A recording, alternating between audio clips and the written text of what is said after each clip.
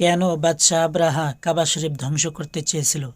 বাদশাহ আবরাহা ছিল ইয়ামিনের রাজা। তিনি খ্রিস্টান ধর্মের অনুসারী ছিলেন।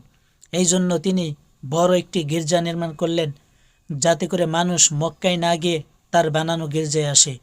কিন্তু মানুষ কাবা ঘরে যেতে লাগলো। সেই কারণে বাদশাহ আবরাহা রাগান্বিত হয়ে কাবা ঘর ধ্বংস করার জন্য 60,000 লোক এবং কয়েক হাজার হাতি নিয়ে কাবা ঘর ধ্বংস করার জন্য রওনা হলো।